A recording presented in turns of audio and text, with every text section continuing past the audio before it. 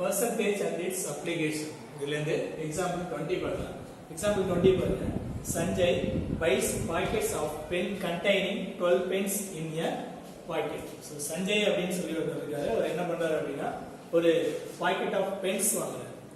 அதுல பாத்தீங்க அப்படினா 12 pens இருக்கு. சரிங்களா, ஒரு பாக்கெட்ல 12 pens அப்படினு சொல்லி இருக்கு. He repacked them into bags containing 10 pens in a packet. So அவர் என்ன பண்றாரு அப்படினா ஒரு பாக்கெட் பென் வாங்குறாரு. அதுல 12 pens இருந்துச்சு. அது என்ன பண்றாரு அப்படினா ரீபேக் பண்றாரு. மறுபடியும் பேக் பண்ணி அதுல என்ன பண்ணிருக்காரு அப்படினா ஒரு பேக்ல 10 pens வர மாதிரி ரீபேக் பண்ணிருக்காரு. He sold these packets of 10 at the same rate as he bought the packets of 12. So அதை என்ன பண்றாரு அப்படினா அந்த 12 pens இருக்கிற மாதிரி ஒரு பாக்கெட் வாங்குறாரு இல்லையா, அதோடைய செல்லிங் பிரைஸ்க்கு இவர் என்ன பண்றாரு அப்படினா 10 pens இருக்கிற பாக்கெட்டை சேல் பண்றாரு. இப்படி சேல் பண்ணாரு அப்படினா did he make a profit? If so, what is the percentage of his profit? So அப்படி அவர் பண்ணும்போது அதோடைய profit percentage எவ்வளவு வரும் அப்படினு சொல்லி கேக்குறாங்க. இதான் வந்து क्वेश्चन. சரிங்களா, क्वेश्चனை மறுபடியும் இன்னொரு வாட்டி சொல்றேன். क्वेश्चन என்ன அப்படினு சொல்லி பாத்தீங்க அப்படினா சஞ்சய் அப்படினு சொல்லி ஒருத்தர் இருக்காரு. அவர் என்ன பண்றாரு அப்படினா ஒரு பாக்கெட் பென் வாங்குறாரு. வாங்கும்போது அதுல எவ்வளவு பென் இருக்கு அப்படினா 12 pens. சரிங்களா, அந்த 12 pens வாங்கிட்டு அவர் என்ன பண்றாரு அப்படினா அந்த பாக்கெட்டை மறுபடியும் ரீபேக் பண்றாரு. ரீபேக் பண்ணும்போது எப்படி பண்றாரு அப்படினா 12 பென் இருந்துச்சு ஃபர்ஸ்ட் வாங்கும்போது அதை எடுத்துட்டு அவரு 10 பென் மட்டும் வச்சுட்டு அதை ஒரு பேக் பண்றாரு. சரிங்களா, பேக் பண்ணி அதை என்ன பண்றாரு அப்படினா அந்த 10 pens இருக்கு இல்லையா, அந்த பாக்கெட் வந்து என்ன பண்றாரு அப்படினா இவர் சேல் பண்றாரு.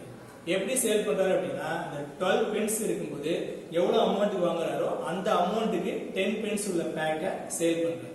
சரிங்களா, சேல் பண்ணதுக்கு அப்புறமா அவருக்கு ப்ராஃபிட் கிடைக்கும். அந்த ப்ராஃபிட்டோட பெர்சன்டேஜ் என்ன அப்படின்னு சொல்லி கேட்குது. இதான் வந்து question.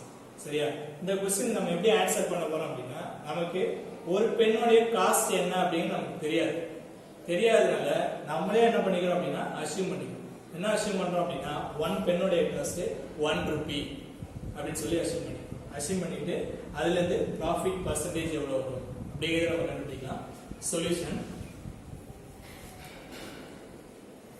let the cost price of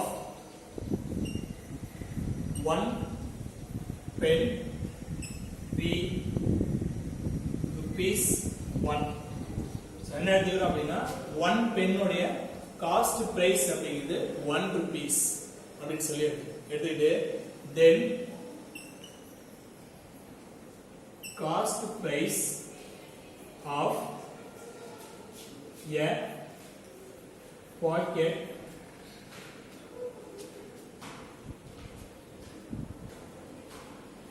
in 12 pence equal to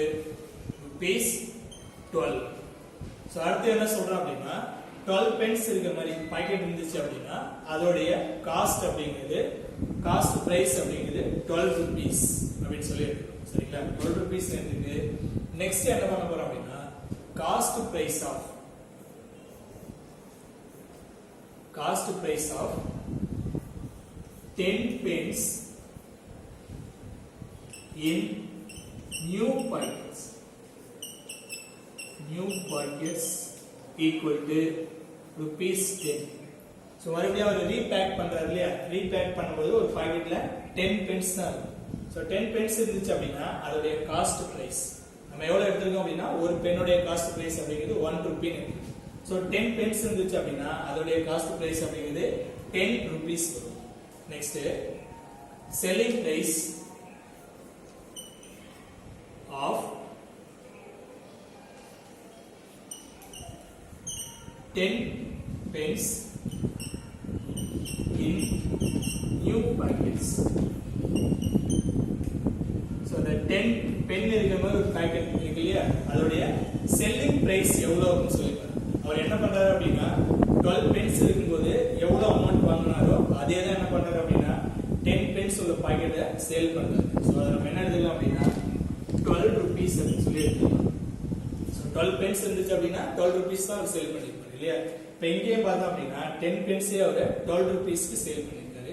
இப்போ இதுல நமக்கு ப்ராஃபிட் தான் கிடைக்கும் இல்லையா. 10 பென்னை 12 rupeesக்கு சேல் பண்ணிருக்காரு. profit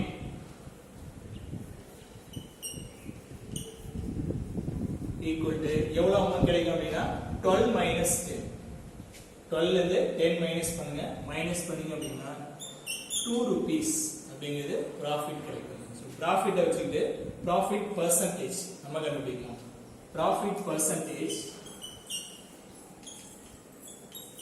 equal to என்ன ஃபார்முலா அப்படின்னா profit by cost price into 100 so இங்க profit அப்படின்னா 2 rupees 2 by cost price 10 rupees னு எடுத்துக்கோம் 10 into 100 so இங்க numerator denominatorல 0 cancel பண்ணிடலாம் next பாருங்க இங்க 2 இருக்கு இங்க 10 இருக்கு மல்டிப்ளை பண்ணுங்க 2 into 10 equal to 20%.